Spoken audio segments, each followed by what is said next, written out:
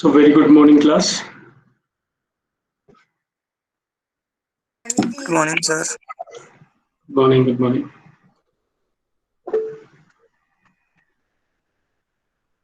Not many people have joined. People are still joining. Anyways, we'll start the class. Okay.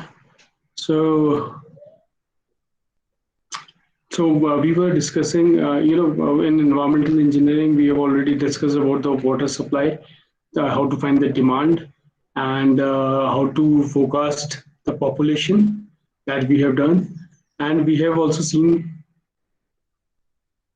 Okay, so we have also seen the quality of the water, and I mean the quality, as in quality, we have seen the physical, chemical, and biological properties, right? So we have seen that, and one more thing that another step would be to. Acha, we have also seen the intake structures, right? We have found the source of the water, then we have seen the intake structures, then we have seen the quality of the water, right? Now the task is to transport the water. तो अपने source से लेके उस town तक का water को हमें supply करना है. So that is the next problem, right? So उसको कैसे किया जाता है? उसको हम करते हैं using the conduits or the pipelines, right?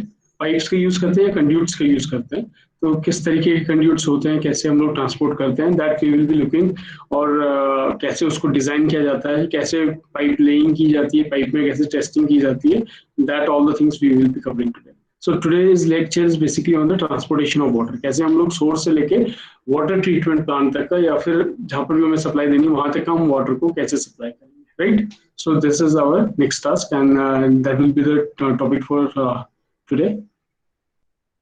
So I'll take you those slides.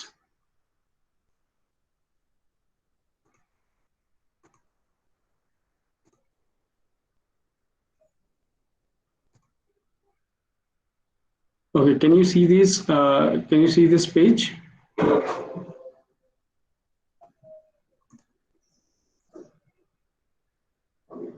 Is it visible? Yes, sir. Okay, thank you. So as I told you, what are conduits? Conduits वो होते हैं जो आपके वाटर को carry करने के लिए काम में आते हैं, ठीक है? So अब कितने टाइप के conduits हो सकते हैं? There can be two types of conduits. See, I have taken the book. I've directly clicked the photographs from the book, and I'll be taking some important points from this book only. है ना? ये SK Garg book है, इससे मैंने ये आपको लिया है because you are referring this book, आप लोग इसी बुक से पढ़ लो, so it will be easy for you कि आप लोगों को कौन कौन से पार्ट से कवर करना है और क्या चीज इंपॉर्टेंट है, that I will also mention that. ठीक है, तो आपके लिए इजी हो जाएगा इस बुक से कि क्या क्या चीज आप लोगों को इस पर कवर करनी है. So this is like water supply engineering 1, ठीक है, volume 1, S K Garg. So we will be discussing also various type of conduits. तो दो तरीके के कंड्यूट्स हो सकते हैं, किस तरीके के कैरेक्टरिस्टिक ऑफ फ्लो पे डिपेंड करता है. One is gravity conduits and another one is pressure conduits. ठीक है, तो ग्रेविटी कंड्यूट्स और प्रेशर कंड्यूट्स आप लोगों को पता ही होगा बिकॉज फ्लूइड मैकेनिक्स आप लोग पढ़ते हो, है ना, पढ़ चुके हो उसको सब्जेक्ट को, तो you are very well aware of these terms. So gravity conduits क्या होते हैं? ग्रेविटी कंड्यूट्स वो होते हैं जिसमें वाटर क्या होता है, water flows under the mayor action of gravity. ठीक है, इसमें ग्रेविटी के फ्लो से ही वाटर का फ्लो होता है. आई मीन ग्रेविटी की वजह से ही, एक्शन ऑफ ग्रेविटी की वजह से वाटर का फ्लो होता है. ठीक है, so in these conduits the hydraulic gradient line, HGL line जो होती है, that will coincide with the water surface and will be parallel to the bed of the conduit, right? तो इसमें क्या होगा, इसमें बेसिकली आपका बर्नौलीज इक्वेशन अप्लाई नहीं होगी, no, because no pressure terms in Bernoulli's equation. Bernoulli's equation आपकी कहाँ पर यूज होती है? जहाँ पर आपका क्लोज कंड्यूट्स होते हैं, जहाँ पर आपका प्रेशर वाले कंड्यूट्स होते हैं. ठीक है, वो नेक्स्ट वाला केस है, देन वील सी दैट. क्योंकि ग्रेविटी कंड्यूट्स में सिंपली आप ये जान सकते हैं कि इसमें किसी भी तरीके का कोई प्रेशर, एक्सटर्नल प्रेशर अप्लाई नहीं करना पड़ता है, ये फ्री फ्लो होता है ग्रेविटी की वजह से, राइट? तो those are called gravity conduits. So ये बहुत ऑब्वियसली बात है कि ये नेचुरल जो अपना टेरेन है, अप एंड डाउन हिल और वैली जो है, उसको ये टॉपोग्राफी में ये नहीं पॉसिबल है इसको लगाना. These conduits can not therefore go up and down, because कहीं पर प्रेशर ज्यादा होगा, कहीं पर ये सिर्फ एक स्लोप में ही, डाउनवर्ड स्लोप में ही फ्लो कर सकता है वाटर को. तो ऑब्वियसली बात है, कहीं पर चढ़ाई होगी तो पानी ऊपर नहीं चढ़ पाएगा ओपन चैनल में, ओपन ये ग्रेविटी कंड्यूट में, right? So this is quite obvious point. इसके कुछ एग्जांपल्स हैं, जैसे आपके कैनाल हो गई, कैनाल आप लोगों ने देखा होगा, फ्यूम्स हो गए या एक्वाडक्ट्स हो गए जो वाटर कैरी करने के काम में आते हैं ना, इरिगेशन इंजीनियरिंग में आपने पढ़े होंगे सारे। तो these are gravity conducts, right. इनमें कोई प्रेशर की जरूरत नहीं पड़ती, वाटर जो है डायरेक्टली ग्रेविटी की वजह से ही फ्लो करता है। So these are the examples, canal, flumes and aqueducts, आप पढ़ सकते हैं इनके बारे में। उसी तरीके से फिर होते हैं आपके प्रेशर कंड्यूट। सेकंड टाइप की कौन से हैं? Pressure conduits. अब प्रेशर कंड्यूट्स नाम से पता चल रहा है कि इसमें प्रेशर एक्ट करता है, right. These are close conduits. तो ये इंपॉर्टेंट है, ये ओपन नहीं होते, ये क्लोज कंड्यूट्स होते हैं, जैसे हमारे पाइप होते हैं, पाइप्स जैसे होते हैं ना, वो हो गए हमारे pressure conduits. And no air can enter into them, तो कोई भी एयर का फ्लो इसके अंदर नहीं होता, पूरे उसमें पूरे उसके डायमीटर में वाटर होता है सब, ठीक है। The water flows under pressure above the atmospheric pressure. जो हमारा एटमॉस्फेरिक प्रेशर है उससे ज्यादा प्रेशर में हम लोग इसमें वाटर को फ्लो करवाते हैं, तो इसलिए इसको प्रेशर कंड्यूट बोला जाता है, इसलिए इसका नाम प्रेशर कंड्यूट है। तो इसकी हाइड्रोलिक ग्रेडियंट लाइन कहाँ पर होती है? HGL जो होती है इसकी, for such conduit can be obtained by joining the water surface elevation in the piezometers installed in the conduit. तो आप इस तरीके से देख सकते हो ना, ये आपका क्लोज कंड्यूट है, प्रेशर कंड्यूट है, ये आपका पाइप जा रहा है, तो इसमें ये आपके पीजियोमीटर्स लगे हुए हैं, इसमें आप प्रेशर इसमें देख सकते हो इसका, ठीक है। तो ये क्लोज कंड्यूट्स हैं बेसिकली, इसमें क्या बर्नौलीज इक्वेशन अप्लाई होगी, तो इसमें आप देख सकते हो pressure flows is thus independent of the grade of the hydraulic gradient line which really governs the flow velocities.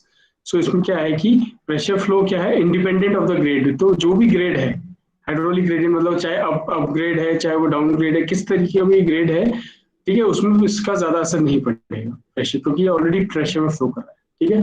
The pressure pipe can therefore flow the natural available ground surface। तो जो भी ground surface है natural available and can freely go up and down hills। So it can go up and down hills, किसी में भी जा सकता है, बिकॉज ये प्रेशर में काम कर रहा है। तो बेसिकली वैलीज और माउंटेन्स में है ना, ये हम लोग यूज करते हैं इसको। Okay, now we can see here that the pressure aqueducts may be in the form of closed pipes or closed aqueducts, जैसे मैंने आपको बताया closed pipes या closed aqueducts and tunnels, even tunnels, ठीक है, called pressure aqueducts or pressure tunnels designed for pressure likely to come on them। तो ये सारी चीजें होती हैं, क्लोज पाइप या क्लोज एक्वेडक्ट या टनल, ये सब प्रेशर एक्वेडक्ट्स, ठीक है आपके।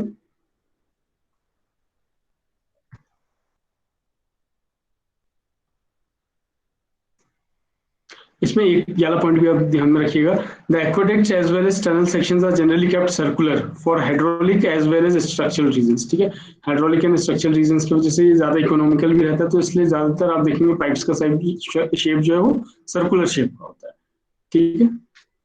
तो इसलिए इसको जनरली हम लोग क्या बोलते हैं, प्रेशर पाइप भी बोला जाता है। आप प्रेशर कंड्यूट बोल सकते हैं, प्रेशर पाइप्स भी बोल सकते हैं। तो दीज आर बेसिकली पाइप्स, ठीक है, जो हम लोग कॉमनली टर्म यूज करते हैं पाइप, प्रेशर पाइप्स। तो ये वही चीज है।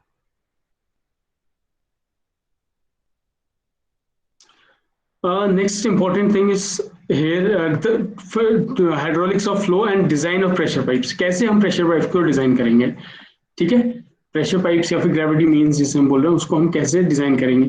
तो सबसे इंपॉर्टेंट चीज इसमें क्या हो जाती है, कभी भी पाइपलाइन आपको डिजाइन करनी होती है तो इसमें वेलोसिटी बहुत इंपॉर्टेंट रोल प्ले करती है। और वेलोसिटी किसकी वजह से किस पे डिपेंड करती है, हाइड्रोलिक ग्रेडियंट पे, कि उसका ग्रेडियंट कितना है ना, और उसकी प्रोफाइल किस तरीके की है।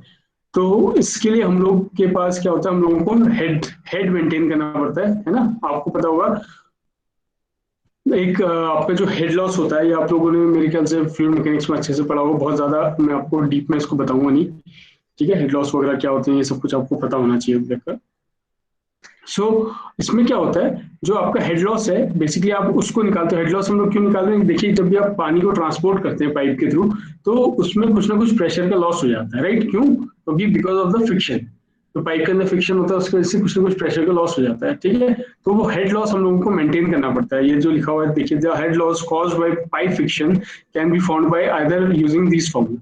तो ये हेड लॉस निकालना जरूरी हो जाता है कि हम लोगों का कितना हेड लॉस आ रहा है, इसी के बेसिस पे हम लोग डिजाइन करते हैं बेसिकली अपने इसको वाटर पाइप्स को या फिर प्रेशर पाइप्स को, ठीक है।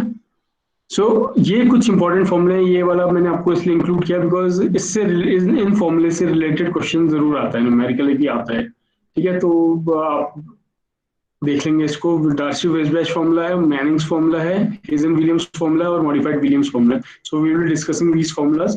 बेसिकली मैं डायरेक्टली आपको फॉर्मूला बताऊंगा, क्योंकि अगेन मैं बता ये सब कुछ आप लोगों की फॉर्मूलाज आप ऑलरेडी एक्वेंटेड हो इन फॉर्मूलाज से, ठीक है। बट हम लोग क्या करेंगे, न्यूमेरिकल करके देखेंगे ताकि हम लोगों को ये पता चल जाए कि how to apply these formulas, right. So to find the head loss, कौन सा फॉर्मूला है? सबसे पहला फॉर्मूला है डार्सी वेस्टबैच, ठीक है। बहुत पुराना फॉर्मूला है, more than 100 years old formula, ठीक है। So you can see you are very well aware of this formula. Darcy-Weisbach formula क्या है head loss के लिए? It is given by f dash L upon d v square upon 2g. So HL जो इसमें head loss है, length of the pipe is L, d क्या है, diameter of the pipe is meter, v is the velocity, mean velocity, ठीक है, ये mean velocity होती है, g आपको पता है acceleration होता है due to gravity, and f dash is friction factor जो हम लोग लेते हैं, ठीक है। और फ्रिक्शन फैक्टर हम लोग कितना लेते हैं? It is generally taken 0.02 for smooth pipe and 0.075 for old draft pipe, ठीक है। तो कभी इस तरीके का क्वेश्चन आता है तो आप इस तरीके से अज्यूम कर सकते हो फ्रिक्शन फैक्टर को। And it also depends upon the Reynolds number, ठीक है। ये अभी न्यूमेरिकल में हम देखेंगे कि कैसे रेनॉल्ड्स नंबर पे डिपेंड करता है, ठीक है। रेनॉल्ड्स नंबर के बेसिस पे आप एफ डैश की वैल्यू निकालते हो। So you generally have to remember this formula, और आपको शायद याद भी होगा, कई बार आप अप्लाई कर चुके हो इस formula. So this is Darcy Weisbach formula, right. उसी तरीके से नेक्स्ट फॉर्मूला था मैनिंग्स फॉर्मूला। ये भी बहुत इंपॉर्टेंट फॉर्मूला है। मैनिंग्स फॉर्मूला से भी आप हेड लॉस निकाल सकते हो, बस इसमें क्या होता है, एक एन दिया होता है जो कि क्या होता है, मैनिंग्स कोफिशिएंट बोलते हैं, जिसे मैनिंग्स रेगोसिटी कोफिशिएंट, देखिए, ठीक है। V square into L upon R 4/3। So L तो आपको पता है length of the pipe in metres है, वी आपको पता है वेलोसिटी है, दैट इज इन मीटर पर सेकंड। बस यहाँ पर जो नया टर्म आया वो क्या है, आर है। और आर क्या होता है, hydraulic mean depth, right. Hydraulic mean depth क्या होता है, the area upon the parameter. तो जो एरिया उसने कवर किया होता है अपॉन द पैरामीटर जो होता है, तो एरिया क्या होगा इसका, पाइप का एरिया क्या होगा, पाई डी स्क्वायर बाई 4, और पैरामीटर कितना होगा, पाई इंटू डी, ठीक है, या 2 पाई आर जैसे हम लोग यूज करते थे। तो ये डायमीटर के फॉर्म में दिया है तो आप इजीली कन्वर्ट कर सकते हो। So this is area upon parameter is your hydraulic mean depth, और R it will be in metres, ठीक है। तो ये आप फॉर्मूला फिर से ध्यान रखेंगे। This is your Manning's formula. तो सबसे ज्यादा वैसे ब्रॉडली डार्सी-वेस्बैच और मैनिंग्स फॉर्मूला ये दो ज्यादातर यूज होते हैं, ठीक है। अगर आपको R given hydraulic mean depth का दिया है या उसका पाइप की डायमेंशन दी है, एरिया पैरामीटर आपको पता है, तो आप आर निकाल सकते हो, उसके हिसाब से आप हाइड्रोलिक लॉस निकाल सकते हो। So you have to decide कि आप कौन सा फॉर्मूला यूज करोगे किस समय, है ना। बिकॉज अगर आप इससे पहले वाला फॉर्मूला देखो डार्सी-वेस्बैच, इसमें कहीं पर भी आर का यूज नहीं होता था, हाइड्रोलिक मीन डेप्थ का यूज नहीं होता। इसमें किसका यूज होता था, फ्रिक्शन फैक्टर का, और दूसरा चीज जो इंपॉर्टेंट था वो वेलोसिटी था। तो ठीक है, तो इसमें वेलोसिटी तो इसमें भी है, उसमें फ्रिक्शन फैक्टर है। तो आप समझ जाओगे कहीं पे मैनिंग कोफिशिएंट दिया हुआ क्वेश्चन था, समझ जाना कि मैनिंग फॉर्मूला अप्लाई करने के लिए बोल रहा है। अगर उसने कहीं पर भी फ्रिक्शन फैक्टर वगैरह दिया तो डार्सी-वेस्बैच की बात कर रहे हैं, ठीक है। उसी तरीके से एक फॉर्मूला और होता है जिससे आप निकालते हो वेलोसिटी, ठीक है। सो हेजन विलियम्स फॉर्मूला नेक्स्ट फॉर्मूला है, इसको भी आप लोग ध्यान में रखेंगे। This is v equals to 0.85 ch r to the power 0.63 h to the power 0.54, ठीक है। ये फॉर्मूला भी आप ध्यान में रखेंगे। s is for slope, r is for your hydraulic mean depth, ch जो होता है इसमें ये अगेन एक कांस्टेंट है, ठीक है। इसको बोलते हैं कोएफिशिएंट ऑफ हाइड्रोलिक कैपेसिटी। तो इसका टेबल गिवन है, मैं आपको दिखा दूंगा, टेबल 6.2 में इसका गिवन है। नहीं तो एग्जाम में क्या होगा, इसकी ऑलरेडी ch की वैल्यू आपको बताएगा न्यूमेरिकल में क्या है, ठीक है। So the smoother the pipe the greater value of ch, जितना स्मूथ होगा पाइप उतना ग्रेटर वैल्यू होगा ch का। आर मैंने आपको बता दिया, hydraulic mean depth of pipe, ठीक है। सर्कुलर पाइप के लिए क्या होगा, पाई/4 d square into pi D, तो वो कैंसिल होकर d/4 हो जाएगा when it is in full flow, ठीक है। तो ये भी आपको हाइड्रोलिक मीन डेप्थ निकालनी आती होगी, है ना। तो आप जो ये दोनों केस कंसिडर करेंगे, अगर पानी जो है पूरा का पूरा पाइप में ऊपर तक का फिल होकर चल रहा है, ठीक है। एक केस तो ये है, तो आर कितना होगा, और दूसरा केस आप ये देख सकते हैं कि अगर वाटर हाफ फुल है, यहाँ तक अब इतना भरा हुआ है पानी, है ना, तो इस केस में आर क्या होगा। तो बेसिकली इन दोनों केस में आर d/4 ही रहता है, अगर आप निकाल के देखेंगे area upon parameter, so it remains same. But अगर आपका जो सीवर में आप पढ़ोगे, अगर ये बहुत नीचे फ्लो कर रहा है, यहाँ पर फ्लो कर रहा है पाइप में, इतना ही है, तो इसको आपको फिर कैलकुलेट करना पड़ता है, ज्योमेट्रिकली आप निकालते हो इसको hydraulic mean depth. So these are the various cases, आप आर निकाल सकते हो। जो मैं ch की बात कर रहा था वो इस पे डिपेंड करता है, जैसे कास्ट आयरन पाइप है तो 130 रख सकते हैं आप वैल्यू, वेल्डेड स्टील है या ब्रिक सीवर है, एस्बेस्टॉस सीमेंट के हैं तो ये सारी वैल्यूज इससे रिलेटेड हैं। सो आपको याद करने की जरूरत नहीं है, ये आपको मिल जाएगी, आपको क्वेश्चन में गिवन होगी। और लास्ट फॉर्मूला जो हम लोगों का था वो था मॉडिफाइड हेजन विलियम्स। तो इससे पहले वाला जो था वो हेजन विलियम्स फॉर्मूला था, और इसके बाद वाला जो है मॉडिफाइड हेजन विलियम्स। तो पॉइंट पूरा डिराइव कर रखा है, बट मैं आपको डायरेक्टली फॉर्मूला पे लाता हूँ। तो ये वाला फॉर्मूला आप याद करेंगे, इसमें ध्यान में रखेंगे। v = 1.43534 CR r to the power 0.657 और s to the power 0.55, right. इसमें भी r सेम है, hydraulic mean depth, slope same है। CR इसमें क्या हो जाएगा आपका डायमेंशनलेस कोफिशिएंट फॉर रफनेस, ठीक है। ये गिवन है आपका टेबल 6.3 पे। अगेन ये आपको CR की वैल्यू प्रोवाइड करेगा उसमें।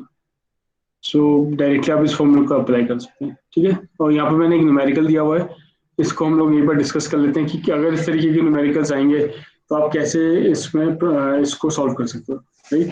सो इसमें लिखा है to estimate the hydraulic gradient, मतलब आपको स्लो फाइंड आउट करना है, basically hydraulic gradient find out करना है in a 2 metre diameter smooth concrete pipe. देखिए कंक्रीट का पाइप है जो कि स्मूथ है, carrying a discharge of 3 cumecs. तो क्यूमेक्स क्या होता है, cubic metre per second at 10 degree temperature by using Darcy-Weisbach formula, Manning's formula, Hazen-Williams formula and modified Hazen-Williams formula। तो एक ही क्वेश्चन को चारों फॉर्मूले में अप्लाई करके आपको बताना है, क्या बताना है, हाइड्रोलिक ग्रेडियंट बताना है। तो इसलिए मैंने एक क्वेश्चन चूज किया बिकॉज इसमें चारों के चारों फॉर्मूला का आपको यूज हो रहा है, ठीक है। इसको जल्दी से हम लोग एक बार देख लेते हैं कैसे करना है। बेसिकली डायरेक्टली आपको फॉर्मूले में ही पुट करनी है, सारी सब्स्टिट्यूट करनी है values. So there is nothing much into this, आपको फॉर्मूलेज आने चाहिए। तो ये क्वेश्चन जरूर एक्सपेक्ट कर सकते हैं, एग्जाम में आते हैं काफी बार। सो आपको डिस्चार्ज पता है 3 cubic meter per second cumecs, the diameter of the pipe is given 2 meters, right.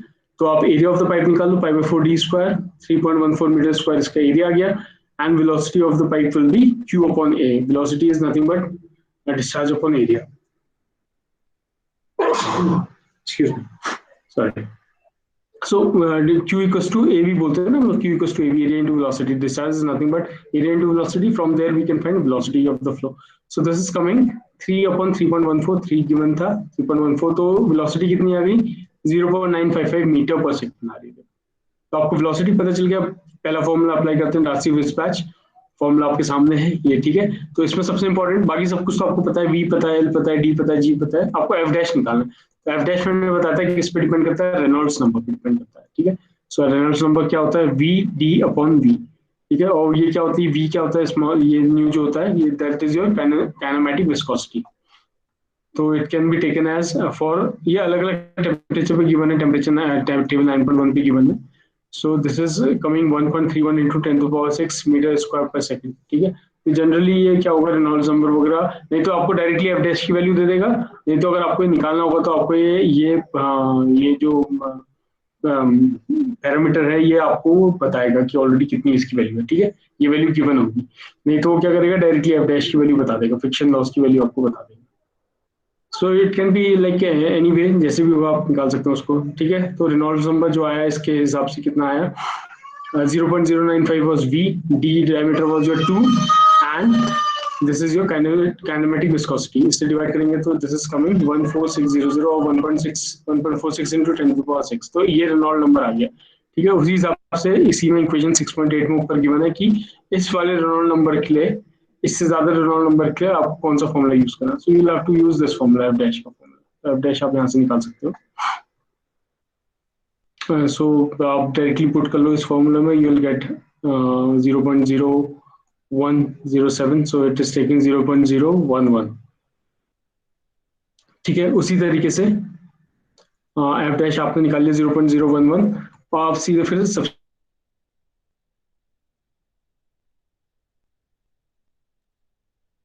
जी और जो ये 2, ठीक है, ये डायरेक्टली आप फॉर्मूले में अप्लाई कर दो, you will get this head loss. So बस इसमें एक चीज ध्यान रखिएगा, जो हेड लॉस होता है ना, सॉरी जो ग्रेडियंट होता है ना, ग्रेडियंट हाइड्रोलिक ग्रेडियंट होता है, वो क्या होता है आपका head loss upon the total length, कितना हेड लॉस हुआ है अपॉन द टोटल लेंथ, ठीक है। तो ये आप ध्यान रखेंगे कि हमेशा इस फॉर्म में रखेंगे इसको, HL अपॉन L में। सो HL अपॉन L में इसको ले आइएगा, आपको पता है। So this will be like, बाकी वैल्यूज आप सब्स्टिट्यूट कर दीजिएगा, 9.11 का स्क्वायर 9.81 ये सब आप मल्टीप्लाई करेंगे।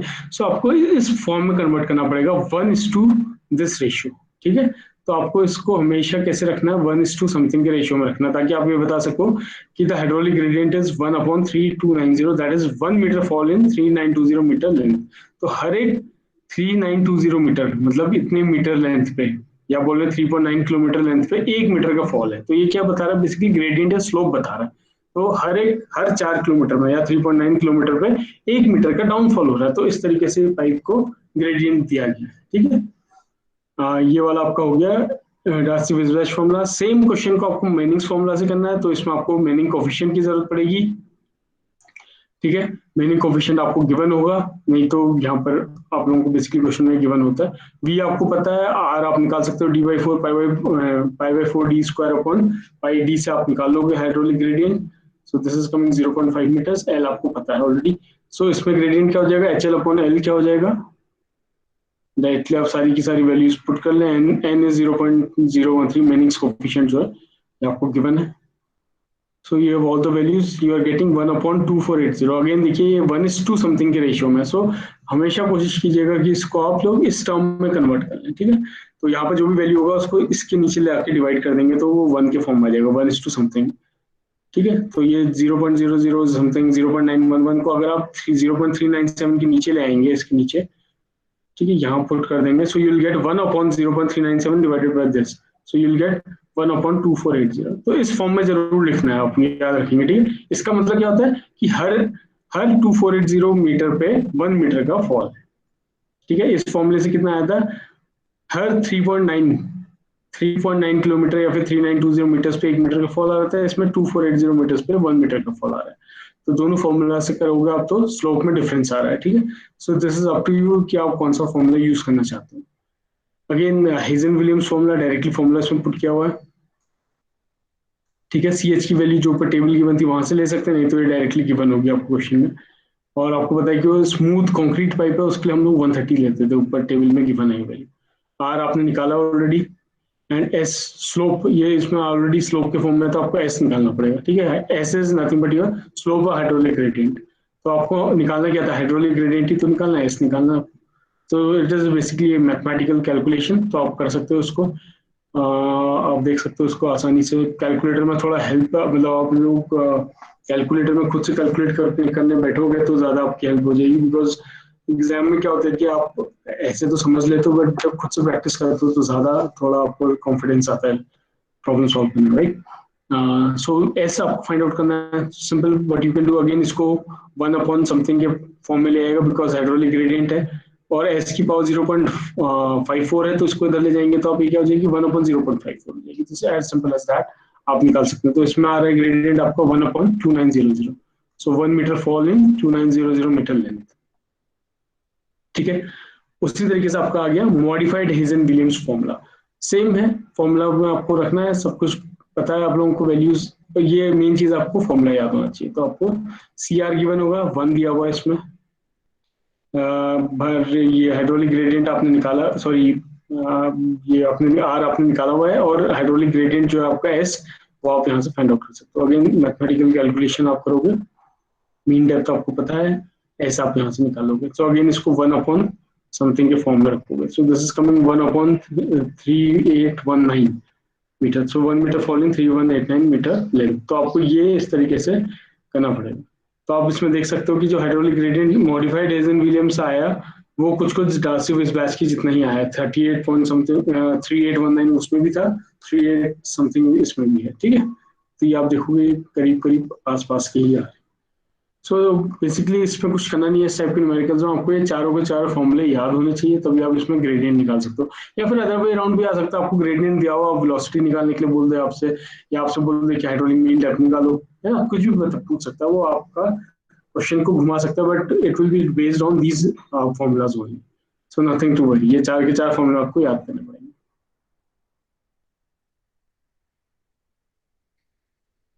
ठीक है। Now coming to the next topic, forces acting on pressure conduits. अब कौन कौन से फोर्सेस होते हैं प्रेशर कंड्यूट। प्रेशर कंड्यूट की हम लोग बात कर रहे हैं, बेसिकली प्रेशर कंड्यूट मैंने बताया था क्लोज कंड्यूट्स हैं, क्लोज पाइपलाइन है, ठीक है। ओके, सो कौन कौन से फोर्सेस एक्ट करते हैं इसमें, एक हो गया आपका internal pressure of water including water hammer pressure. अब ये इंपॉर्टेंट आया था वाटर हैमर प्रेशर, ठीक है, ये हम लोग डिस्कस करेंगे कि वाटर हैमर प्रेशर क्या होता है। Internal pressure of water including water hammer pressure to be resisted by using material strong in tension। अभी क्या इंटरनल प्रेशर खुद ही समझ रहे हैं हम, इंटरनल प्रेशर क्या, जो पाइप में अंदर से प्रेशर लग रहा है, जो वाटर की वजह से प्रेशर लग रहा है, ठीक है, उसमें एक इंपॉर्टेंट फैक्टर आता है वाटर हैमर प्रेशर, ठीक है, इसको मैं आपको डिटेल में बताऊंगा, इस पर न्यूमेरिकल भी आता है, तो ये मैं आपको बताऊंगा। इसको आप कैसे रेजिस्ट कर सकते हो, आपको स्ट्रॉन्ग मटेरियल का पाइप जो कि स्ट्रॉन्ग इन टेंशन हो, क्योंकि इसमें खिंचाव हो रहा है, टेंशन हो रहा है, तो आपको स्ट्रॉन्ग मटेरियल का पाइप चाहिएगा इसको रेजिस्ट करने के। दूसरे टाइप का प्रेशर कौन सा हो सकता है, फोर्स कौन सा हो सकता है, pressure due to external loads. एक तो क्या इंटरनल लोड्स जो पानी की वजह से आ रहा है, एक्सटर्नल लोड्स किसकी वजह से हो सकता है, because of the backfill traffic loads. आप देखोगे पाइपलाइन कई बार रोड के नीचे दबी होती है ना, तो उसके ऊपर से ट्रैफिक जा रहा है, या फिर उसके ऊपर से जो भी आपका रॉक है या फिर जो भी सैंड है वो सब उसके ऊपर पड़ा हुआ है, तो उसका भी एक्सटर्नल लोड उसके ऊपर पड़ रहा है, ठीक है। तो इसको आप कैसे रेजिस्ट कर सकते हो, by using material strong in compression. तो ऐसा मटेरियल यूज करो जो कंप्रेशन में बेटर हो, ठीक है, क्योंकि ये एक्सटर्नल लोड है, ये अंदर की तरफ पाइप को दबाने की कोशिश करेगा। तो आपने कई बार देखा होगा कि रोड में आपको ऐसे पाइप्स दिख जाते हैं जिसमें जो कि पिच के हुए होते हैं या टूटे हुए होते हैं, बिकॉज उसके ऊपर से कभी ट्रक चले जाता है, कभी गाड़ी चले जाती है, तो वो डैमेज हो जाते हैं, ठीक है। तो आपका इतना स्ट्रांग होना चाहिए कंप्रेशन में कि वो एक्सटर्नल लोड्स को बेयर कर सके। तीसरे टाइप के फोर्सेज होते हैं लॉन्गिट्यूडनल टेम्परेचर स्ट्रेसेस, ठीक है, तो ये वाले तब होते हैं जब पाइप आपका ग्राउंड के ऊपर होता है, ठीक है। और ये टेम्परेचर स्ट्रेसेस हैं। टेम्परेचर स्ट्रेसेस का क्या मतलब होता है, टेम्परेचर कई जगह पर बहुत गर्मी होती है, बहुत सर्दी होती है, तो वहां पर भी क्या हो सकता है, इसके डायमेंशन में चेंज आ सकता है पाइप के, ये आप लोग बहुत अच्छे से जानते हो, ठीक है। तो इसको हम रेजिस्ट कैसे कर सकते हैं, लॉन्गिट्यूडनल टेम्परेचर स्ट्रेसेस को resisted by providing expansion joint. तो हर एक पाइप के बीच में एक्सपेंशन जॉइंट आप छोड़ेंगे ताकि अगर पाइप एक्सपेंड भी होता है तो भी उसमें क्रैक्स वगैरह ना आए, वो ब्रेक ना हो, डैमेज ना हो। तो ये एक हो गया टेम्परेचर की वजह से, एक इंटरनल हो गया, एक एक्सटर्नल हो गया, टेम्परेचर की वजह से हो गया। चौथा होता है longitudinal stresses created due to unbalanced pressure at bends or at points of change of cross section। अब उन जगहों पे भी अनबैलेंस्ड longitudinal stresses क्रिएट होते हैं जहां पर कि बेंड होता है ना, आपको पाइप सीधे चल रहा है और फिर एकदम से 90 डिग्री का बेंड आ जाता है, तो क्या होता है कि जो अंदर पानी फ्लो कर रहा है उसका प्रेशर भी उसमें होता है बेंड पे, ठीक है। तो उसकी वजह से क्या होता है, इम्बैलेंस प्रोड्यूस होता है, इम्बैलेंस प्रेशर प्रोड्यूस होता है।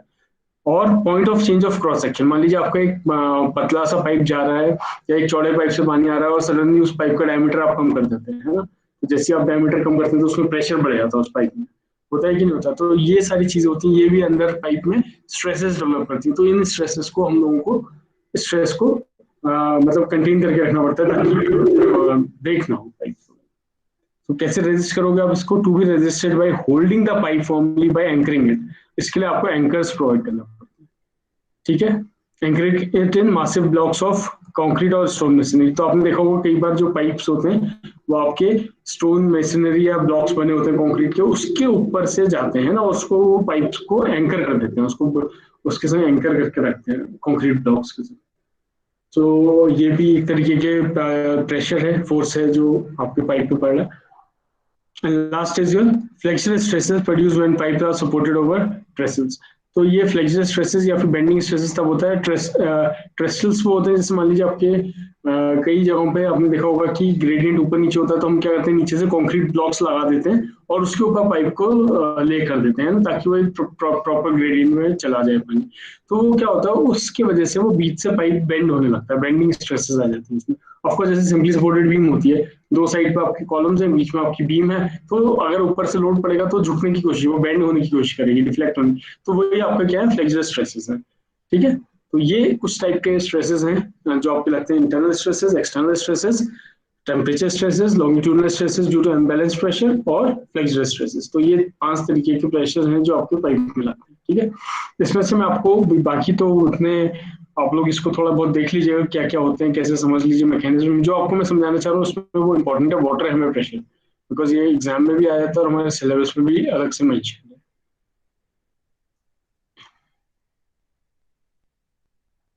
सो इंटरनल प्रेशर होता है वाटर हैमर प्रेशर, मैं आपको दिखा देता हूँ, ये देखिए वाटर हैमर प्रेशर। मेरे ख्याल से कुछ लोगों ने टर्म पहले सुना भी होगा, है ना।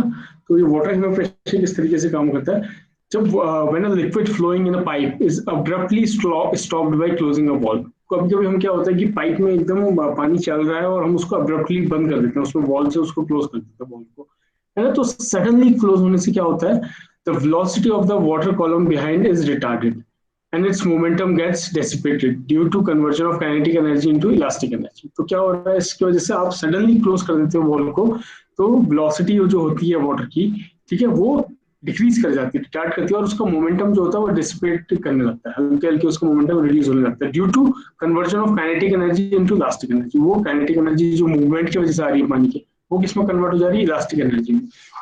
तो इस वजह से क्या होता है, a series of positive and negative pressure waves are produce. तो वो आपने देखा भी होगा कि आप सडनली कभी गेट बंद कर देते हैं, तो वो जो भी वाटर आ रहा है वो क्या होगा, उससे टकराएगा गेट से, और वो आगे और पीछे मूव करता रहेगा वेव्स के फॉर्म में।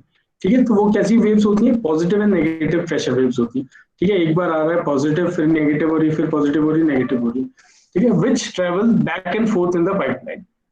और ये आगे से पीछे, जहां पर गेट है और जहां पर उसका एंट्री पॉइंट है, सोर्स का पॉइंट है, वहां से आगे से पीछे वेव्स के फॉर्म में ट्रेवल करते रहते हैं अगर आप सडनली वॉल्स को क्लोज कर देते, till they are damped out by friction, जब तक वो खुद ही डैम्प आउट नहीं हो जाती फ्रिक्शन की वजह से। This phenomena is known as water hammer. अब ये वाटर हैमर क्या करता है कि ये जो पॉजिटिव नेगेटिव वेव्स आपकी फॉर्म हो रही है और जो पाइप में आगे से पीछे की तरफ मूव कर रही है, आगे से पीछे, फिर आप पीछे से आगे, इस तरह से मूव कर रही है। ठीक है, तो ये क्या करती है, पाइप के अंदर प्रेशर क्रिएट करती है, ये बहुत बहुत ज्यादा प्रेशर होता है और ये पाइप को बर्स्ट कर सकती है। ठीक है, ये जो इंटरनल प्रेशर है, वाटर हैमर इसलिए बोलते हैं क्योंकि हैमर का जैसा इफेक्ट प्रोड्यूस कर रहा है, बार बार हथौड़े की तरह उसमें चोट पड़ रही है पाइप के अंदर। ठीक है, due to movement of this waves, तो इसको हम लोग बोलते हैं वाटर हैमर। राइट, तो मेरे ख्याल से आपको समझ में आ गया होगा, और इसमें मैं डायरेक्टली आपको, ठीक है, जैसे कुछ इस तरीके से आप देख लीजिए, डायग्राम बनाइए, आपका सोर्स है, यहाँ से आपको पानी जा रहा है और यहाँ पर एकदम से आप वॉल बंद कर देते हैं, तो ये क्या होता है, मूवमेंट होने लगता है वाटर का, एक बार ऊपर जाएगा फिर नीचे आएगा, तो positive and negative waves form होती है इसमें। ठीक है, डायरेक्टली मैं आपको दिखा देता हूँ इस तरीके से कुछ। तो क्या होता है, वाटर में प्रेशर कैसा होता है, ये प्रेशर बहुत ज्यादा होता है एकदम से, पॉजिटिव प्रेशर, फिर ये जाता है नेगेटिव प्रेशर, फिर पॉजिटिव, फिर नेगेटिव, और हल्के हल्के देखिए कम होता जाता है टाइम के साथ, है ना, और फिर होते होते होते डैम्प आउट हो जाता है और ये स्लो हो जाता है। लेकिन जो प्रेशर आ रहा है ना यहाँ पे स्टार्टिंग में, पॉजिटिव नेगेटिव प्रेशर जो आपको देखना, ये इतना हैवी प्रेशर होता है कि कभी कभी आपको पाइप बर्स्ट हो सकता है। ठीक है, तो ये हम लोगों को कैलकुलेट करना पड़ता है कि वाटर हैमर प्रेशर कितना पाइप में लग रहा है, ताकि हमारा क्या पाइप की इतनी कैपेसिटी है कि वो इस वाटर हैमर प्रेशर को झेल सकती है कि नहीं झेल सकती, इसलिए हम लोगों को ये देखना पड़ता है। ठीक है, इसमें अब इम्पोर्टेंट चीज क्या आ जाती है, एक तो ये आपका टी गिवन है, ठीक है, टाइम गिवन है 2s अपॉन यूपी। सो 2s क्या है, एस ये डिस्टेंस है रिजर्वायर से लेकर वॉल तक का, जो मैंने आपको बताया था, S is your this distance, ये वॉल लगी है, ये आपका रिजर्वायर है, तो ये डिस्टेंस जो है आपका यहाँ से लेके यहाँ तक का पूरा डिस्टेंस एस है, और इसको 2s हम इसलिए ले रहे हैं क्योंकि दो टाइम है ना, एक बार यहाँ से यहाँ गया वेव और फिर वापस आया इस तरीके से। ठीक है, तो इसको एक साइकिल बोलेंगे आप, पूरी एक साइकिल कंप्लीट होती है 2s में। और यूपी जो आपका गिवन है यहाँ पे, वो आपका प्रेशर गिवन है। ठीक है, और पी एच भी आपका यहाँ पर प्रेशर गिवन है, मैक्सिमम प्रेशर, ये मैं आपको इस पर दिखा देता हूँ। देखिए ये डायरेक्टली फॉर्मूले में आप देख सकते हैं, जो पीएच है, the maximum pressure developed in this case will be pH max. ठीक है, ये मैक्सिमम प्रेशर है, और जो पी डब्ल्यू है, ये है आपका मैक्सिमम वाटर हैमर प्रेशर। तो डब्ल्यू से मैंने इसलिए इसमें दिखाया गया है क्योंकि ये वाटर हैमर प्रेशर है, प्रेशर न्यूटन पर मीटर स्क्वायर में होता है। UP is the velocity of the pressure wave generated. So UP जो है प्रेशर वेव की वेलोसिटी है, और वी जो है इसमें क्या है, V is the velocity of water in the pipe. So V is the velocity of the pressure in the pipe. आप ये सारे इसको याद कर सकते हो फॉर्मूले को, पीएच मैक्स का फॉर्मूला है, सिंपल है। ठीक है, पीएच मैक्स मतलब कि मैक्सिमम वाटर हैमर जो डेवलप होगा पाइपलाइन के अंदर, जो मैक्सिमम वाटर हैमर आ सकता है प्रेशर, वो कितना होता है, दिस। ठीक है, गामा डब्ल्यू मतलब ये क्या होता है, गामा डब्ल्यू क्या है, आपका डेंसिटी ऑफ वाटर है। डेंसिटी ऑफ वाटर आपको पता है कैसे निकालनी, कितनी होती है, 1000 kg पर मीटर क्यूब, पर मीटर क्यूब, राइट। तो अब इसको कन्वर्ट भी कर सकते हैं, अगर इस यूनिट पर रहने देंगे तो ठीक है वैसे भी। So density is nothing but unit weight of water upon this specific gravity. So density आप लोग निकाल लेंगे। यूपी आपको मैंने बताया कि velocity of the pressure wave है, velocity of the pressure wave generated।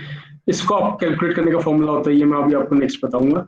And V is the velocity of the water in the pipe, which is reduced from V to 0। मतलब जैसे आपने वॉल्व को क्लोज किया तो वेलोसिटी v थी वो हल्की हल्की रिड्यूस हो जाती है, जीरो पे हो जाती है। तो जो ये यूपी वाला टर्म है आपका है ना, velocity of the pressure wave generated, जो भी प्रेशर वेव जनरेटेड उसकी कितनी वेलोसिटी है, मैंने आपको बताया पॉजिटिव और नेगेटिव वेव्स जनरेट होती है, इसकी कितनी वेलोसिटी है उसको निकालने का फॉर्मूला है ये। So UP is the velocity of the pressure wave generated. So क्या कैसे निकालेंगे इसको, e under root of EW upon gamma W into 1 upon under root 1 plus EW upon EP times D upon T। ठीक है, ये formula भी आपको ध्यान रखना पड़ेगा यूपी निकालने के लिए फॉर्मूला भी, क्योंकि अगर यूपी निकालोगे तभी आप इससे मैक्सिमम हैमर प्रेशर निकाल सकते हो यहाँ पे सब्स्टिट्यूट करके। ठीक है, कितना हैमर प्रेशर पाइप के अंदर आज जनरेट होगा वो इससे निकाल सकते हो। और इसमें ये जो टर्म्स हैं ये आप लोग देख सकते हो क्या क्या है। EW जो है modulus of elasticity of water और bulk modulus of compression of water. तो W से वाटर बताया गया, modulus of elasticity of water.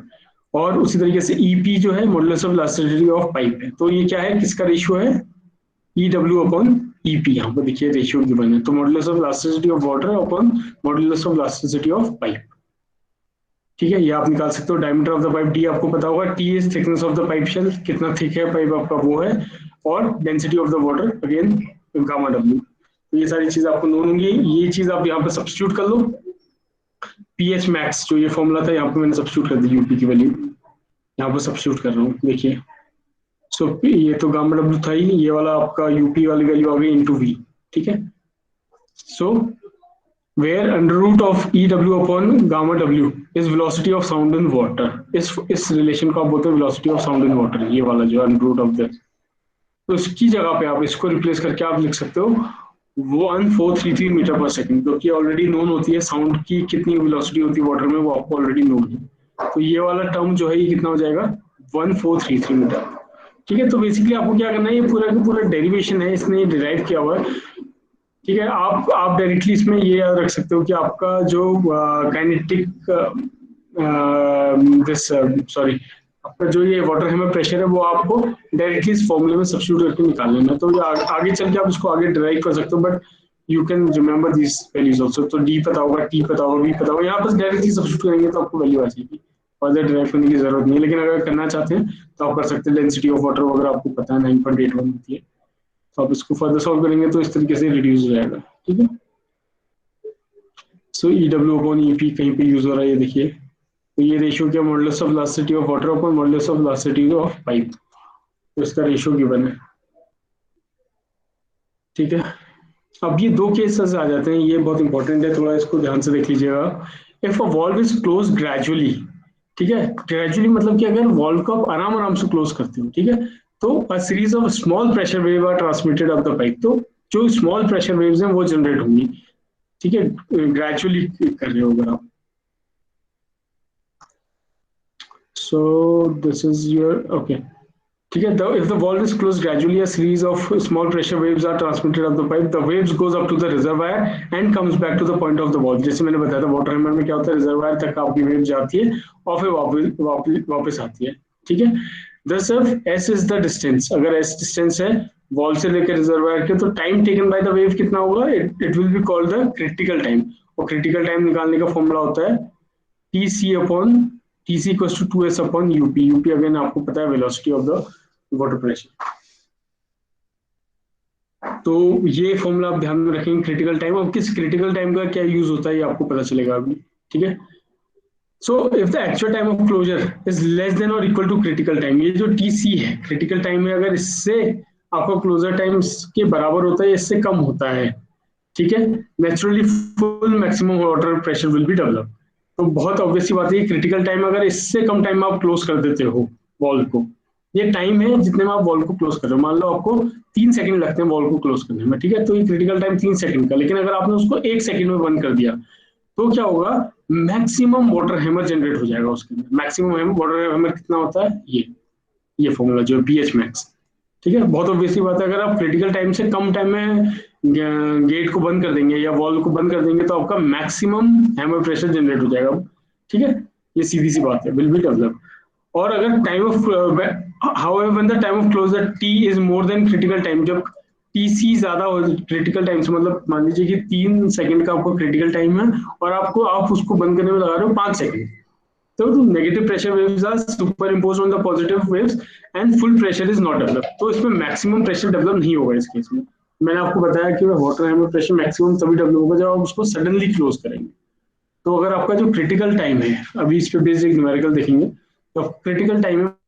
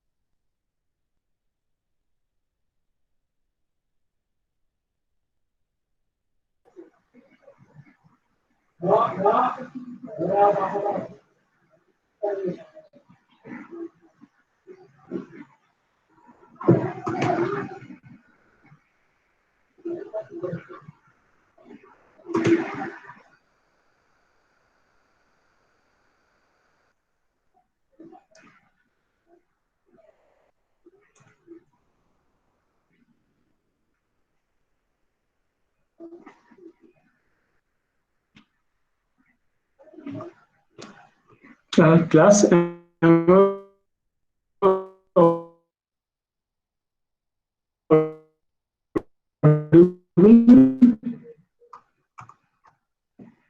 लोगों को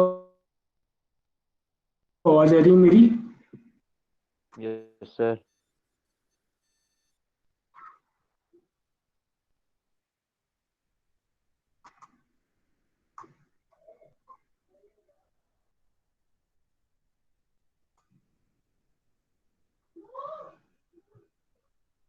Class, am I audible to you?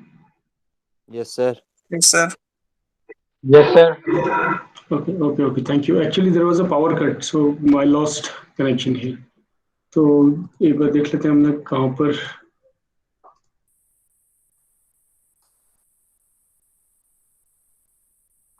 So I hope यहाँ पर तक आप लोगों ने देख लिया था, ये चीज आप लोगों ने देख ली थी, है ना? तो मैं आपको ये न्यूमेरिकल बता रहा था कि क्या इसमें क्या होगा. ठीक है, तो आप ये न्यूमेरिकल देख लीजिए. ये विजिबल है, न्यूमेरिकल दिख रहा है यहाँ पे? स्लाइड दिख रही है आपको? No, sir. Okay, just a minute.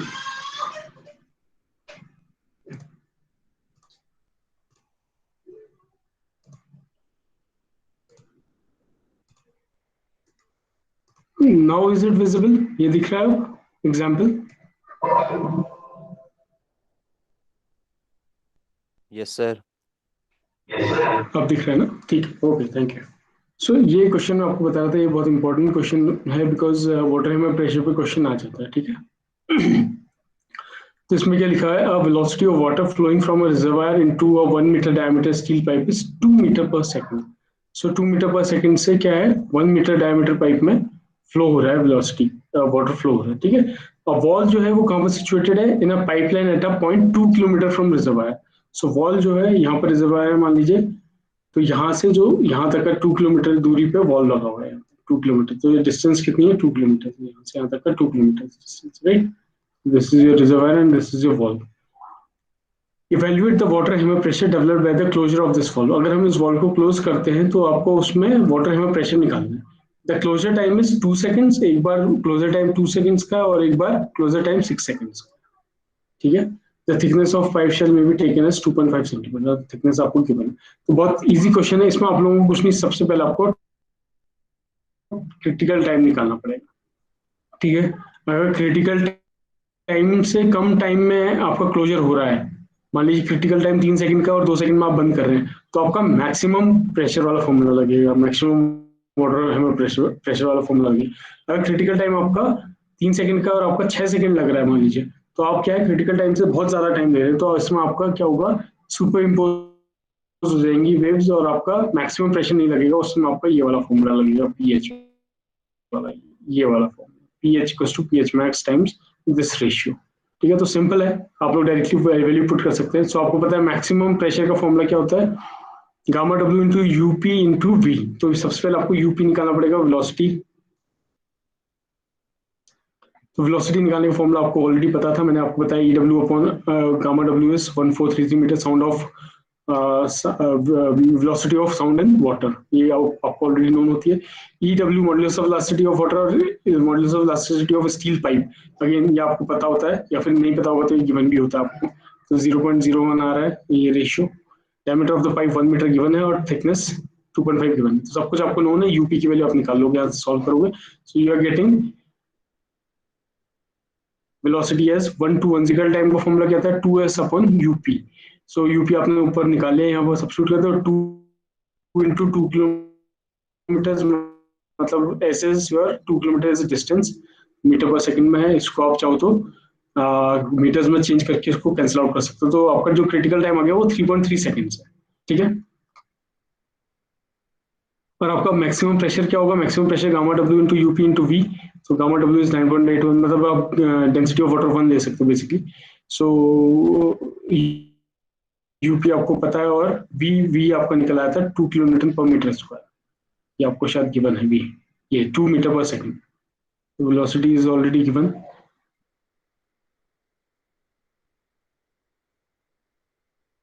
Kilometre पर मीटर स्क्वायर, ठीक है। अब आपका क्रिटिकल टाइम 3.3 सेकंड का आया, तो फर्स्ट केस हम देख लेते हैं। क्लोजर टाइम है 3, तो आपका टी सी जो क्रिटिकल टाइम है वो कितना आ रहा है, 3.3 का आ रहा है closure time, sorry critical time. और आपने क्लोजर टाइम लगाया 2 सेकंड, मतलब इससे जल्दी क्लोज कर दिया, तो क्या होगा,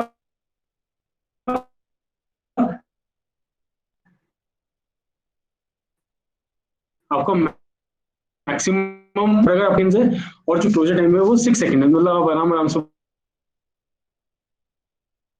बंद करो, तो इसमें क्या होगा, आपका मैक्सिमम वाटर हमें प्रेशर नहीं लगेगा, तो इस वाले में पीएच वाला फॉर्मूला लगेगा। तो सिंपल, आप दोनों केस इसको वाला form, this is your maximum, and यहाँ पर लगेगा पीएच वाला फॉर्मूला जो कि है आपका when your closure time is more than the critical time. तो दोनों फॉर्मूला आप सब्स्टिट्यूट करके देख लो यहाँ पे। तो जो 2 सेकंड वाला केस है, case A when the time of closure is 2 second, तो मैंने आपको बताया क्रिटिकल टाइम कितना है, 3.3 सेकंड है, टाइम ऑफ क्लोजर से कम है ये, so water hammer will be full. तो इसमें कौन सा फॉर्मूला लगेगा, पीएच मैक्स वाला। पीएच मैक्स का फॉर्मूला क्या था, ये आपका पीएच मैक्स का फॉर्मूला, इससे आपका आ रहा है 2420 किलोमीटर पर मीटर। देखो 2420 किलोन्यूटन पर मीटर स्क्वायर पीएच मैक्स आ जाएगा। ठीक है, उसी तरीके से सेकंड केस आपका 6 सेकंड है, क्रिटिकल टाइम 3.3 सेकंड है, तो आपका क्रिटिकल टाइम से ज्यादा टाइम लग रहा है, तो इस केस में आपका पीएच मैक्सिमम लगेगा, सिर्फ कौन सा फॉर्मूला लगेगा, पीएच वाला। पीएच का फॉर्मूला क्या होता था, PH max into tau C by T, tau C 3.36 और 2420 आपने पीएच मैक्स ऑलरेडी निकाला हुआ है। So this is coming 1325.5 kilonewton पर मीटर स्क्वायर। ठीक है, तो देख लीजिए आपको मैक्सिमम हैमर प्रेशर कितना लग रहा है, 2400 के करीब न्यूटन पर मीटर स्क्वायर, और जो अगर आपने 6 सेकंड का टाइम लगाया तो कितना लग रहा है, 1325, कितना कम हो गया, देखिए आधा हो गया इसका करीब। ठीक है, तो इस तरीके से आप लोग वाटर हैमर से रिलेटेड क्वेश्चन को सॉल्व कर सकते हैं। ठीक है, ये देखिए इससे बेस्ड क्वेश्चन एक यूपीएससी में भी आया हुआ 1990 में, इसी बुक में आपकी अवेलेबल है ये सारे क्वेश्चन। ठीक है, तो ये टॉपिक जरूर आप देख लीजिएगा वाटर हैमर वाला। ठीक है, और इसमें और आते हैं, इसमें कौन कौन से टाइप के कंडक्टर्स होते हैं, आपके स्टील के होते हैं ना, आपके कंक्रीट के होते हैं, इस तरीके से है, ये आप थोड़ा बहुत खुद से देख लीजिएगा। आपका फिर एक टॉपिक है laying of water supply pipelines को, कैसे हम लोग उसको पाइपलाइन को वाटर सप्लाई पाइपलाइंस को ले करते हैं। तो आप लोगों ने देखा होगा बेसिकली हम लोग क्या करते हैं कि जो वाटर पाइपलाइंस होती है उसको या तो हम लोग अंडर द ग्राउंड करते हैं या फिर हम लोग अबव द ग्राउंड करते हैं, है ना। तो ये जो pipes are laid at above the ground और बिलो द ग्राउंड, ये आपने देखा होगा अंडरग्राउंड भी होते हैं ऊपर भी होते हैं। तो जो इसमें बेसिकली जो ध्यान में रखने वाली बात है वो ये है कि the pipes are laid on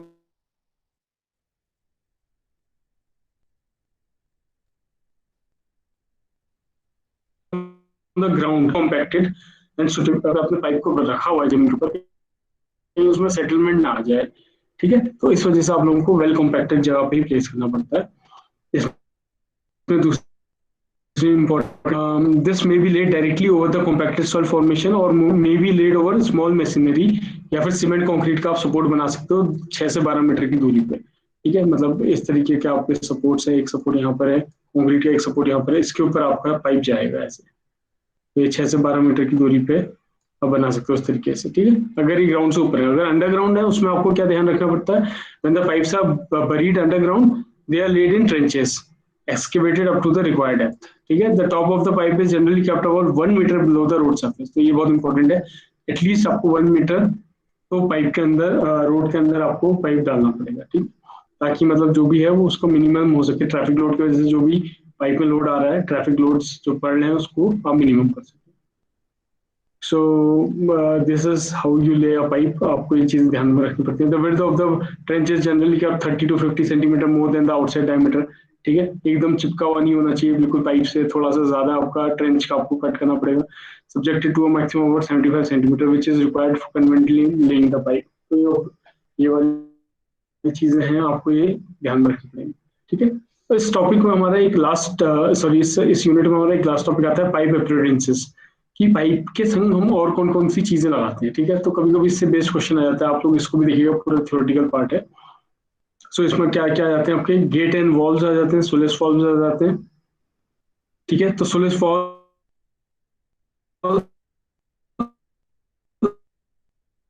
या फिर गेट वॉल्व्स किस लिए यूज होते हैं, पाइप में वाटर के फ्लो को रेगुलेट करने के काम में आते हैं।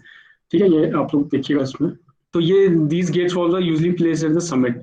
समिट मतलब कि अगर आप ये डायग्राम देखो तो ये जो समिट होता है ये होता है ट्रफ, जो नीचे वाला पॉइंट है, और ये समिट पॉइंट होता है जो ऊपर वाला पॉइंट है। ठीक है, मान लीजिए आपकी ये रिजर्वायर है, यहाँ से पानी जा रहा है, फिर ऊपर गया, फिर नीचे आया, फिर ऊपर आया, फिर नीचे आया, 8 वॉल्व होते हैं, प्रोवाइड किए जाते हैं। ठीक है, उसी तरीके से दूसरे होते हैं आपके एयर वॉल्व्स। एयर वॉल्व्स क्या करते हैं आपका, ये भी स्पेशल काइंड ऑफ वॉल्व होते हैं which are generally placed along the pipe.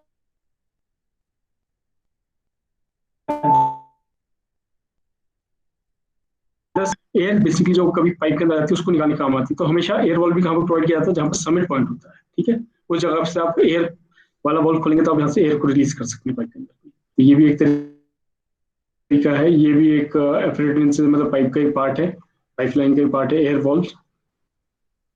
ठीक है, उसी तरीके से और होता है आपका ब्लो ऑफ और ड्रेन वॉल्व, ये कहाँ पर होते हैं? ड्रेन वॉल्व नाम है इसका, ड्रेन करने के काम आता है। तो ये कहाँ पर होगा? जहाँ पर आपका नीचे वाला पार्ट होगा। ये एक आपको कैस्ट वाला पार्ट है, एक थ्रो वाला पार्ट है, तो ये नीचे वाला होगा। तो ये आपको ब्लो ऑफ या फिर ड्रेन वॉल्व, जहाँ से आपको क्लीन करना है मान लीजिए कभी पाइप को, तो आपको पानी ड्रेन आउट करना है, तो आप ये कहाँ पर प्रोवाइड करोगे? ब्लो ऑफ और ड्रेन वॉल्व ये हमेशा नीचे वाली तरफ में प्रोवाइड करोगे। ठीक है। एयर वॉल्व और जो गेट वॉल्व होते हैं वो समिट में होते हैं, और जो ब्लो ऑफ वॉल्व होता है, ड्रेन वॉल्व होते हैं नीचे की तरफ ट्रॉफ वाली साइड पर होते हैं। और क्या है इसमें? ब्लो ऑफ वॉल्व है, प्रेशर रिलीफ वॉल्व है। ठीक है। प्रेशर रिलीफ वॉल्व क्या करते हैं? जनरली हम लोग कभी कभी वाटर हैमर प्रेशर, जैसे मैंने हम लोग पढ़ लेते हैं, तो ये प्रेशर रिलीफ वॉल्व लगे होते हैं, कुछ इस तरीके के होते हैं। देखिए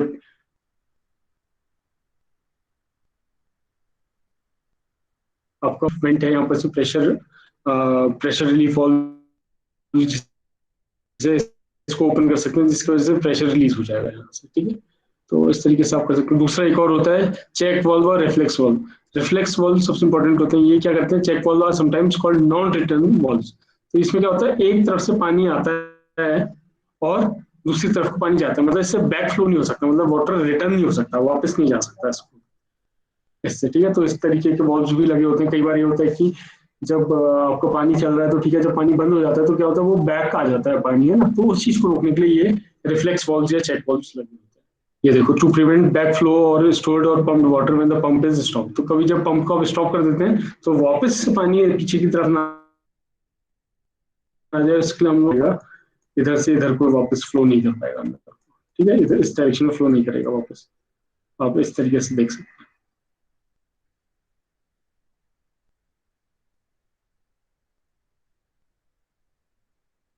आप लोगों ने देखा होगा रोड वगैरह में आपने कैप एक ढक्कन जैसे लगे रहते हैं ना, उसके अंदर जाके सिवर पाइप्स होते हैं अंदर, और पाइपलाइंस होती हैं, उनमें मैनहोल्स लगे होते हैं, उसको बोलते हैं मैनहोल। ठीक है। तो ये कहाँ पर प्रोवाइड किए जाते हैं? From the source of city eight interval of 300 से 600 मीटर दूरी पे लगे होते हैं, आरसीसी के बने होते हैं। ठीक है। और आपने देखा होगा जनरली क्या होते हैं? मैनहोल्स जो होते हैं वो सर्कुलर शेप के बनाए जाते हैं ना। ये क्वेश्चन भी कभी कभी पूछ लेते हैं कि सर्कुलर शेप के क्यों होते हैं, रेक्टेंगुलर शेप के भी होते हैं, बट आपने ज्यादातर सर्कुलर शेप के देखे होंगे। सर्कुलर शेप के ज्यादातर इसलिए होते हैं क्योंकि बाई चांस अगर कभी कैप खुलता है तो कैप इसके अंदर नहीं घुसेगा, है ना, सर्कुलर टाइप, क्योंकि डायमीटर हमेशा फिक्स रहता है। लेकिन अगर आपका वो रेक्टेंगुलर टाइप का होगा, स्क्वायर टाइप का होगा, तो अगर वो डायमीटर, ये जो इसका डायगनली है, अगर इस तरीके से आप कैप रख देंगे तो कैप इस खड्डे के अंदर जा सकता है। तो हमेशा आप क्या करते हैं? प्रेफर करते हैं कि आपको मैनुअल जो है वो सर्कुलर टाइप का हो। उसी तरीके से आपका होता है इंसुलेशन जॉइंट्स। इंसुलेशन जॉइंट्स भी बहुत जरूरी है। कभी कभी पाइपलाइन में क्या हो जाता है कि फ्लो ऑफ करंट होने लगता है, इलेक्ट्रिक करंट, है ना, तो उसको रोकने के लिए इंसुलेशन देना पड़ता है। तो हम लोग क्या करते हैं? बीच बीच में जॉइंट्स में कहीं पर हम लोग रबर गैस्केट्स बोलते हैं, रबर रिंग्स हम लोग प्रोवाइड कर देते हैं, जिसकी वजह से वो इंसुलेटेड हो जाता है। कभी कभी जो ये इलेक्ट्रोलिसिस या फिर जो इलेक्ट्रिक करंट्स पास होते हैं उसको रोकने के लिए होती है। ठीक है। तो ये भी काम में आते हैं हम लोगों के। फिर होते हैं एंकरेजेस। एंकरेजेस कहाँ पे यूज होते हैं? मैंने आपको बताया था कि जहां जहाँ पे बेंड्स होते हैं या फिर जहाँ पे आपका डायमेंशन चेंज हो रहा होता है पाइप का, तो वहां पर आपको उनको बांध के रखना पड़ता है, एंकर करके रखना पड़ता है, क्योंकि वहां पर भी प्रेशर बहुत ज्यादा होता है। आपका पाइप सीधे चल रहा है, एकदम 90 डिग्री का टर्न आएगा, तो ऑफकोर्स पानी की वजह से बहुत ज्यादा प्रेशर आएगा, वो पाइप उखड़ सकता है। तो उस पाइप को रोकने के लिए आप क्या करते हो? उसको एंकरेजेस का यूज करते हो, एंकर्स का यूज करते हो उसमें। ठीक है। तो थोड़ा थ्योरी ज्यादा है इसमें, आप लोग थोड़ा सा इसको और देखिएगा अपने से। ठीक है। और इसका जो लास्ट टॉपिक है वो है टेस्टिंग ऑफ द पाइपलाइंस। तो पाइपलाइन की कैसे टेस्टिंग की जाती है? अब आपके दिमाग में क्वेश्चन आता होगा, सर इतनी बड़ी पाइपलाइन है, इतनी लंबी पाइपलाइन जा रही है ना, हम इसको कैसे टेस्ट कर सकते हैं? है कि नहीं? मतलब कि मान लीजिए कहीं पर लीकेज आ गया या कहीं पर और देखिए अब इसको टेस्ट करने का क्या तरीका है, एविडेंसेस एंड नेसेसरी सारी चीजें लग गई हैं। तो कभी कभी क्या हो जाता है, the pipeline will be tested for soundness of its construction. तो क्या वो साउंड कंस्ट्रक्शन है कि नहीं, ये चेक करना पड़ता है हम लोगों को। ठीक है। तो टेस्टिंग कैसे की जाती है पाइप की? इस तरीके से करते हैं। The pipeline is tested from section two section. कभी भी पूरी पाइपलाइन को टेस्ट नहीं करते, हमेशा कुछ सेक्शन ले लेते हैं। मान लीजिए पूरी पाइपलाइन है यहाँ से लेके यहाँ तक का, तो मान लीजिए इतने सेक्शन में हम लोग इसको चेक करेंगे, इस सेक्शन में। ठीक है। तो सेक्शन से सेक्शन में हम लोग इसको पाइपलाइन को टेस्ट करते हैं। अब क्या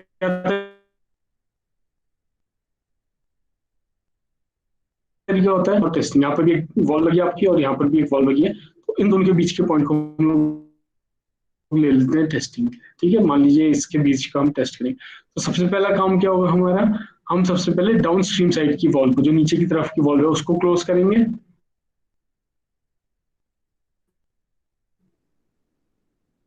घुसता रहेगा, मतलब ये पानी इस वॉल्व को आप बंद कर दो तो यहाँ पर तो पानी आपका भर जाएगा। ठीक है, इस वॉल्व पहले नीचे साइड वाली वॉल्व को आप बंद करेंगे, मतलब वाटर का फ्लो इस तरीके से, जितनी एयर है उसको आप बाहर निकाल लीजिए एयर वॉल्व के through. Up stream valve through which water was admitted is closed. अब क्या करते हैं, अप स्ट्रीम वाली वॉल्व को भी बंद कर देते हैं। तो अब बेसिकली क्या है, आपके इस बार वहां पर पानी फिल हो गया। ठीक है, which water was admitted is closed, so to completely isolate the pipe section from the rest of the pipe. तो अभी आइसोलेटेड हो गया पूरा पाइपलाइन से, लेंथ ऑफ द पाइप। अब अलग अलग लेंथ में, यहाँ पर मान लीजिए एक प्रेशर गॉज यहाँ पर लगा लेते हैं, एक प्रेशर गॉज यहाँ पे, एक प्रेशर गॉज यहाँ पे। ठीक है, तो अलग अलग जगह पे आप प्रेशर गॉज लगा लेते हैं। प्रेशर गॉज क्या करेगा आपका, हर 1 किलोमीटर में आप लगा लीजिए, मतलब 1 किलोमीटर में यहाँ पे लगाया प्रेशर गॉज, मतलब आपको प्रेशर चेक करेगा। यहाँ पे प्रेशर गॉज है, फिर 1 किलोमीटर बाद एक प्रेशर गॉज है, तो पूरे सेक्शन में मान लीजिए आपको यहाँ से यहाँ तक सेक्शन है, तो अलग अलग जगह पे आप प्रेशर गॉज लगा सकते हैं। यहाँ पर आपने प्रेशर गॉज लगा ली है। ठीक है, हर 1 किलोमीटर। ठीक है, length of the pipe is section situated at suitable intervals से 1 kilometre on the crown. Crown मतलब ऊपर वाली साइड पे यहाँ पे लगाए जाते हैं pressure valve. Through holes left for this purpose, इसमें होल्स होते हैं, वहां पर आप प्रेशर पाइप, ये प्रेशर गॉजेस लगा लेते हैं। तो इससे क्या होगा, the pipe section then connected to the delivery side of the pump through a small bypass valve. The pump is started, अब पंप को आप स्टार्ट करते हैं so as to develop pressure in the pipe. अब आप pump को start करेंगे और पाइप में प्रेशर लगाने की कोशिश करेंगे। ठीक है, तो ये वाला जो सेक्शन है इसमें आप प्रेशर लगाने की कोशिश करेंगे, यहाँ से पंप से वाटर और आप इसमें डालेंगे। And to develop pressure in the pipe, the operation is continued till the pressure inside the pipe reaches the designed value। तो जितनी प्रेशर के लिए पाइप डिजाइन होता है उतने तक का इसमें प्रेशर क्रिएट करते हैं, पानी डाल डाल के। ठीक है, इस सेक्शन में पानी डाला, प्रेशर क्रिएट हुआ, which can be read from pressure gauges. अब इसमें प्रेशर गॉजेस में प्रेशर आ जाएगा जितने के लिए डिजाइन किया था आपने, मान लीजिए इतने न्यूटन पर mm² के लिए आपने डिजाइन किया था पाइप, उतना प्रेशर ये पहुंच गया जितना मैक्सिमम है। ठीक है, the bypass valve is then closed and the pumping is discontinued। और फिर आप पंपिंग हटा देते हैं, इसके अंदर जो प्रेशर था वो मेंटेन्ड है उतना प्रेशर। ठीक है, वो आप प्रेशर गॉज से देख सकते हो। Pipe is just kept for 24 hours. अब ऐसी अवस्था में इस पाइप को 24 आवर्स के लिए आप छोड़ देते हैं, and inspect for possible defects, leakages and joints etcetera. This completes the pressure test. तो अब आप यहाँ पर देखोगे कि अगर ये प्रेशर जितना आपने लगाया था उतना ही है, मान लीजिए आपने 5 का प्रेशर लगाया था और 24 घंटे बाद भी आपको 5 का प्रेशर मिल रहा है, तो मतलब कहीं पर भी लीकेज नहीं है, कहीं पर भी कोई चीज टूटी फूटी नहीं है, कहीं पर कोई जॉइंट्स वगैरह में क्रैक्स नहीं है। अगर ये 5 से 4 हो जाता है, दैट मीन्स कि वाटर का प्रेशर लॉस हुआ है। प्रेशर लॉस हुआ है तो किसी ना किसी वजह से हुआ होगा। ठीक है, तो आप उसको देखोगे कि कहाँ कहाँ पर से वो डिफेक्ट आया है, कहाँ पर लीकेज आया है। तो ये प्रोसेस होती है, ऐसे आप पाइप को टेस्ट कर सकते हैं। ठीक है, तो बहुत इजी प्रोसेस है। फिर से एक बार थोड़ा सा आप सुन लीजिए। पहले आपको क्या करना है, वाटर लेना है, नीचे वाले गेट को बंद करना है, फिर ऊपर वाले गेट को बंद करना है। ये प्रोसेस पूछ लेते हैं कभी कभी, है ना। और फिर प्रेशर गॉजेस लगाने हैं, फिर आपको पंप के थ्रू पानी अंदर डालना है, प्रेशर मेंटेन करना है जितने के लिए वो बना होता है। फिर आपको लास्ट में प्रेशर चेक करना है कि प्रेशर डिक्रीज तो नहीं हुआ। अगर प्रेशर डिक्रीज नहीं हुआ है तो ठीक है, अगर डिक्रीज हुआ है तो कहीं ना कहीं पर डिफेक्ट है या लीकेज है। आप इस तरीके से पाइप को चेक कर सकते हैं, सिंपल। तो एक बार आप रीडिंग करेंगे तो आप लोग इस पे बेस्ड क्वेश्चन लिख सकते हैं। लास्ट आता है आपका डिसइंफेक्शन ऑफ पाइप। अब ये पाइपलाइन को आप कैसे डिसइंफेक्ट कर सकते हो, बिकॉज आपको पानी पहुंचाना है सोर्स से लेकर वाटर ट्रीटमेंट प्लांट तक का, तो आपको डिसइंफेक्शन करना बहुत जरूरी हो जाता है ना। कहीं पाइप के अंदर जाते जाते इन्फेक्टेड हो गया तो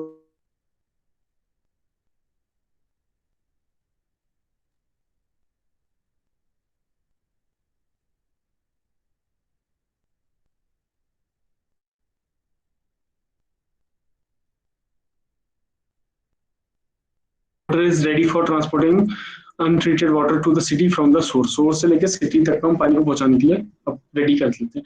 The pipes are disinfected by keeping them full with water and adding chlorine in amounts। अब मैंने बताया आपको क्लोरीन क्या होता है, डिसइंफेक्टेंट होता है। तो इसमें क्या करते हैं, आप पानी को पूरा भर देते हैं पाइप में और उसमें क्लोरीन ऐड कर देते हैं to maintain a residue of 50 mg पर लीटर। तो 50 ppm का इसमें रेसिड्यू बनता है। The residue is maintain for 12 hours, 12 घंटे के लिए।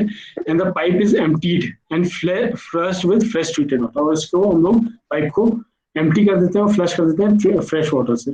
तो 24 घंटे, सॉरी 12 घंटे तक का इसको क्लोरीन में रखने के बाद आप उसको फ्लश कर देंगे तो वाटर बेसिकली क्या होगा, इसमें जो भी जितनी बैक्टीरियाज होंगे ये सब किल हो जाएंगे, तो डिसइंफेक्शन हो जाएगा इसमें।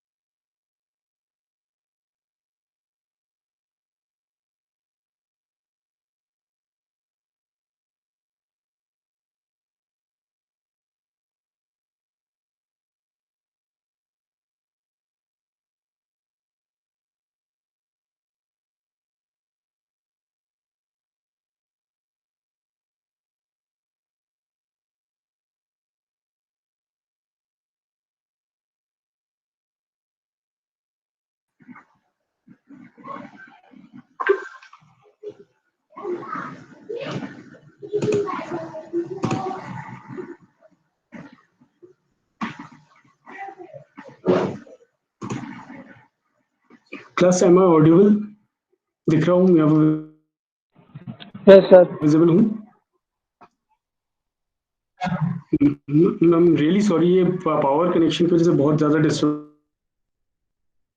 हो रहा है।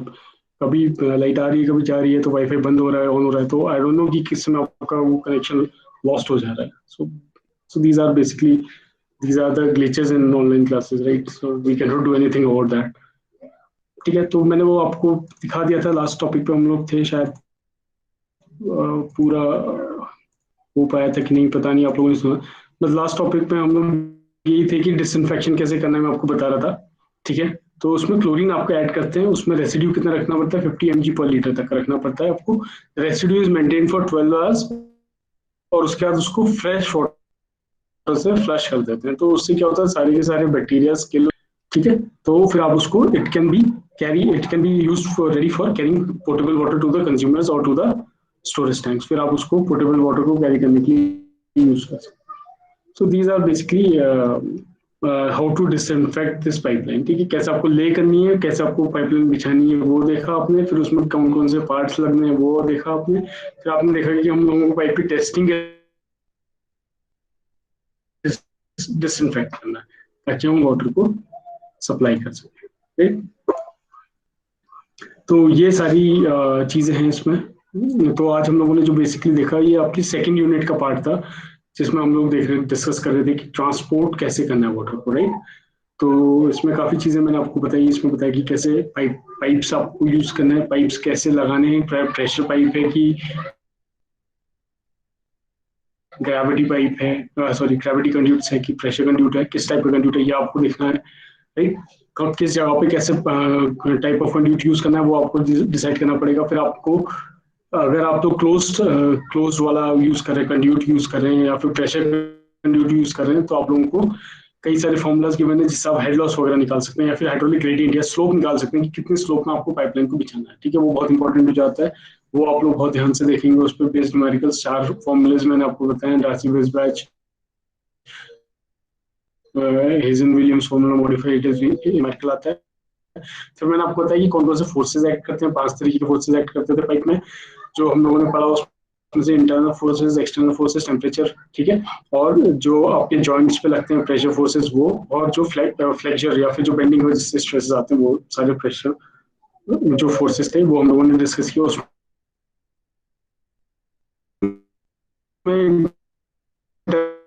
गेट को सडनली क्लोज करने का, उसकी न्यूमेरिकल हमने करके देखा कि कैसे सॉल्व करके देखेंगे, क्या क्रिटिकल टाइम होता है और कैसे हम क्रिटिकल टाइम से निकालते हैं कि वो मैक्सिमम वाटर हैमर प्रेशर आ रहा है कि कितना हैमर प्रेशर आ रहा है, वो आप डायरेक्टली निकाल सकते हैं। ठीक है, उस पर बेस्ड न्यूमेरिकल किया। फिर हमने पाइप प्रेफरेंसेस देखे कि पाइप में कौन कौन से पार्ट्स लगाए जाते हैं, कौन कौन से गेट्स होते हैं। सोलिस गेट क्या होता है, air gate, air valve, blow off valves क्या होते हैं, ठीक है, इस तरीके के। और रिफ्लेक्स वॉल्व्स क्या होते हैं, ये हमने देखा। फिर मैन होल्स क्या होते हैं, और इंसुलेशन किसे बोलते हैं, और जो आपके एंकरेजेस हैं वो किस टाइप के होते हैं, ये सब हम लोगों ने आज डिस्कस किया। लास्ट में हम लोगों ने देखा कि पाइप को कैसे ले किया जाता है, लेइंग कैसे की जाती है पाइप की। उसके बाद हमने देखा पाइप को कैसे टेस्ट किया जाता है। हम एक सेक्शन देते हैं, उसमें पाइप को टेस्टिंग करनी पड़ती है हम लोग, प्रेशर लॉस तो नहीं हो रहा है कहीं पे, कोई क्रैक्स तो नहीं है, चेक करने पड़ते हैं। और लास्ट में जब सब कुछ फाइन होता है, ओके होता है, तो हम लोगों को उस पाइप को डिसइंफेक्ट करना पड़ता है यूजिंग क्लोरीन, और फिर हम उसमें फ्रेश वाटर से उसको फ्लश आउट कर देते हैं, और फिर हम उसके बाद उसमें वाटर ट्रांसपोर्ट कर सकते हैं अपना टू द कस्टमर्स और टू द ट्रीटमेंट प्लांट, जहाँ भी हमें भेजना है उस पाइपलाइन को हम यूज कर सकते हैं। ठीक है, so this was your second unit, जो कि पूरा ट्रांसपोर्टेशन ऑफ वाटर पे थी। ठीक है, आगे हम लोग मे बी नेक्स्ट वीक में तो हम लोग आरसी एलिमेंट्स पढ़ते हैं, आरसी स्ट्रक्चर्स पढ़ते हैं, उसके बाद हम लोग नेक्स्ट वीक में कैरी आउट करेंगे। तो based on this we will be discussing the treatment units. ठीक है, वाटर की कौन कौन सी ट्रीटमेंट यूनिट होंगी वो हम लोग डिस्कस करेंगे। ठीक है, नेक्स्ट क्लास में नेक्स्ट जो भी हम लोग एनवायरमेंट इंजीनियरिंग क्लास होगी उसमें हम लोग वाटर ट्रीटमेंट यूनिट्स देखेंगे कि वाटर को कैसे ट्रीट किया जाता है। ठीक है, फिर